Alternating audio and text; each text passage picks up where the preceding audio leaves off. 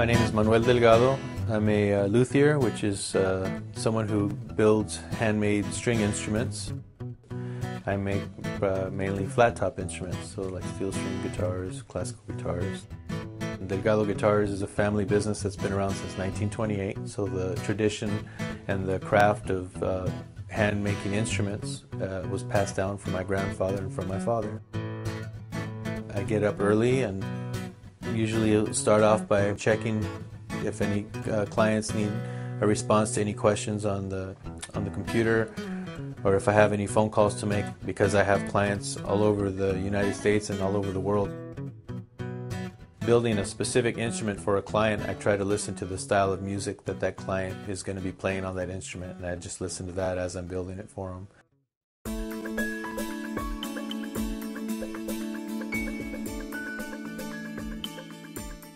The custom building is the favorite thing for me to do.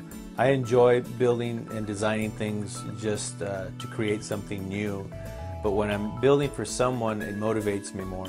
So for example, if you were to contact me and say that you were interested in having an instrument made, and I make over 25 different string instruments, so first of all we would determine what it is that you want to play. So typically it's a guitar, so someone might contact me and say that they want a guitar. So what I do first is it's really an interview process to find out what type of an instrument, a guitar they're looking for.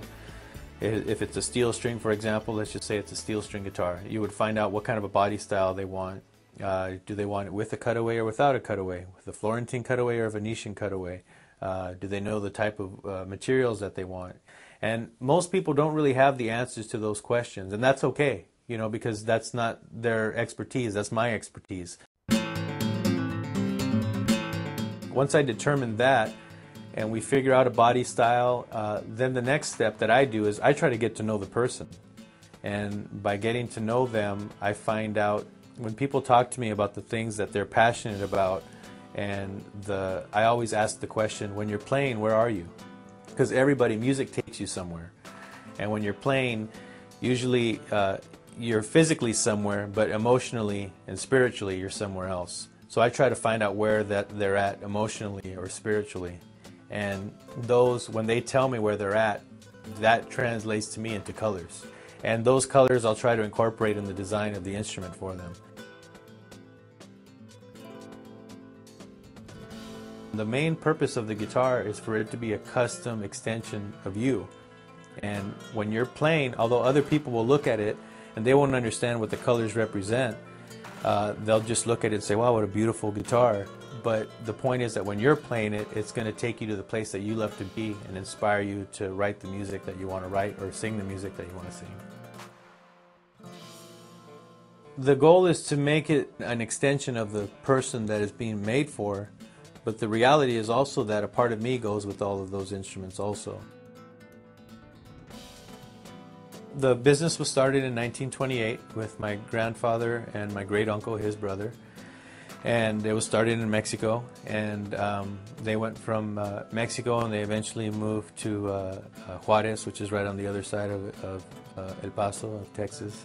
They had clients that range, a lot of Latin clients, but they also, Andres Segovia commissioned 3 guitars from my great uncle, and Celedonio Romero had a few instruments, and Jose Feliciano and Arlo Guthrie and Hoyt Axton. So they started getting a recognition as being well-known luthiers.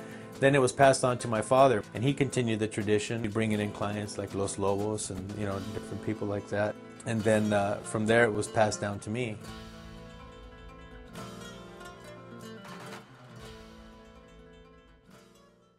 I think if you live within a box, you're only going to build certain ways. I have a lot of respect for the wood, for the tree that is going to become the guitar. I even named the instruments after the people I care about. When you look at something like that, you're putting a different kind of care into it, and the inspiration is drawn really from the person. So if, for example, I'm going to make an instrument and it's the model named the Julie after my wife, well, there's certain characteristics about her that I believe not only is she beautiful, but she has a beautiful voice. And I think about her qualities of her voice and how that guitar is going to sing like she sings.